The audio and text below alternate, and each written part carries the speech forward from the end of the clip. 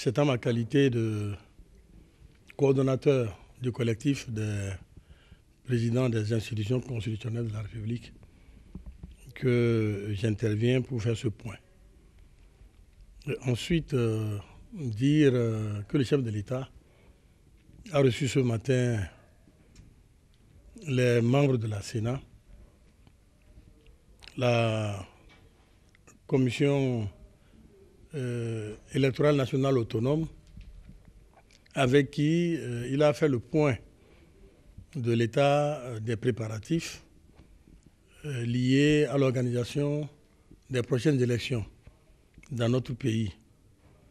À l'issue de cette rencontre avec les membres de la Sénat, le chef de l'État a estimé avoir un entretien avec les présidents des institutions de la République pour leur faire part des informations qu'il a recueillies de la Sénat d'une part et du COSLEPI d'autre part quelques heures auparavant, je crois en fin de semaine dernière pour ce qui est du COSLEPI.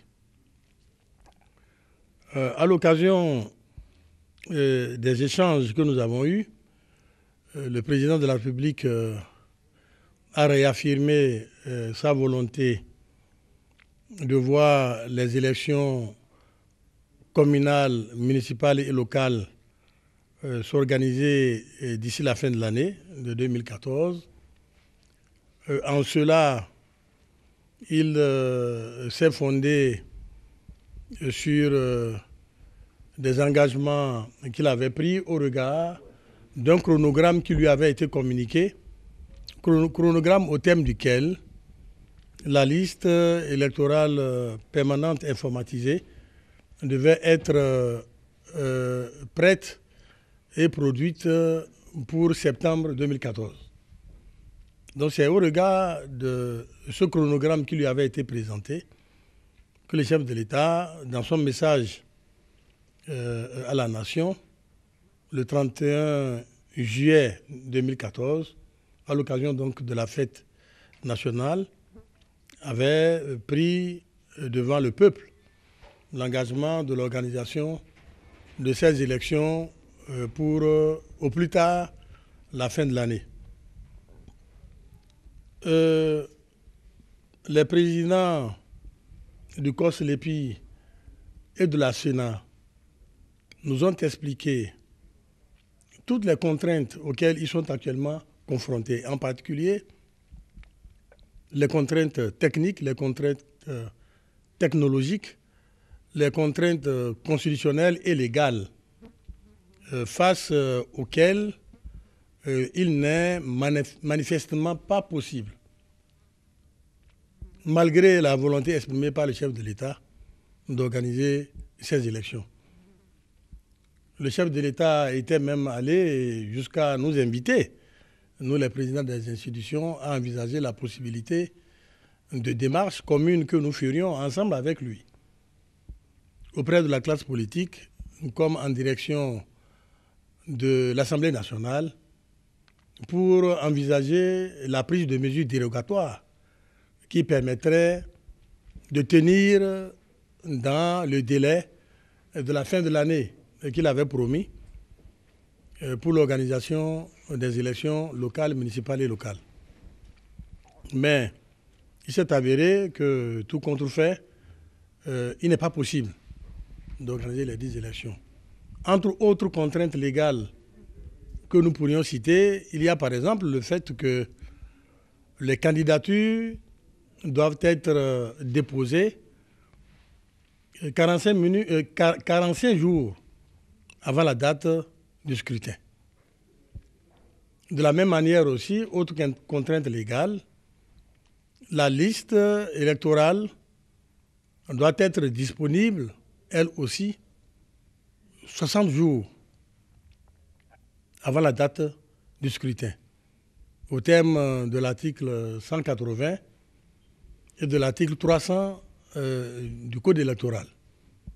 Voilà des situations physiques, légales, matérielles incontournables face auxquels, de façon manifeste, il n'est pas possible d'organiser les élections avant la fin de cette année 2014. Cependant, le président du COSLEPI s'est engagé à tout mettre en œuvre pour qu'une première mouture provisoire de la liste électorale informatisée soit disponible le 30 novembre 2014. Évidemment, qui dit liste provisoire veut dire aussi liste ouverte à réclamation, ouverte à contestation. Et les textes imposent à la LEPI d'afficher ces listes sur une période de 3 semaines, avec toutes les conséquences en termes de timing que cela appelle. Il est également important de souligner que les présidents des institutions que nous sommes et les présidents de COSLEPI et de la Sénat avons pris l'engagement d'œuvrer aussi bien individuellement que collectivement pour faire en sorte que les élections s'organisent correctement dans notre pays, et en particulier les élections à échéance constitutionnelle, c'est-à-dire les élections législatives pour lesquelles les dates sont impératives, ou les élections présidentielles aussi, pour lesquelles les dates sont incontournables. Par exemple, le mandat de la législature actuelle de l'Assemblée nationale prend fin le 15 mai 2015. Il faut, en tout état de cause, que des élections soient organisées pour que la nouvelle législature s'installe au plus tard le 15 mai 2015. De la même manière aussi, nous avons une date fatidique que vous connaissez tous pour les présidentielles. La passation de charges intervient le 6 avril de tous les 5 ans. Donc tout doit être mis en œuvre pour que le 6 avril 2016, il y ait passation de charges entre le président actuel et celui que le peuple aura choisi pour prendre le relais. Les présidents des institutions ont également invité et invitent instamment la classe politique béninoise dans son ensemble,